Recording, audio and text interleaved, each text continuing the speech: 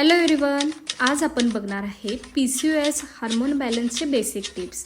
PCOS आहे म्हणजे life over नाही, जस्ट युअर बॉडीला थोडं एक्स्ट्रा केअर आणि बॅलन्स पाहिजे.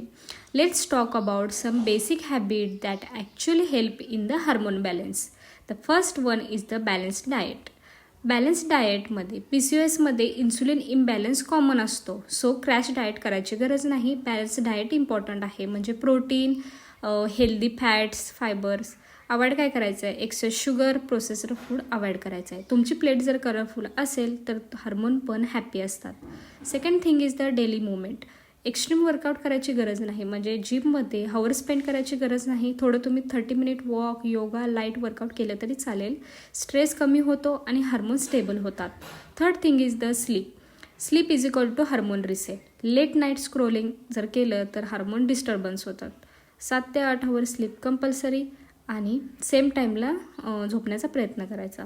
Last one is the stress control. Is a very important. स्ट्रेसमुळे कोलेस्ट्रॉल वाढतो, PCOS सिम्पटम दिसतात.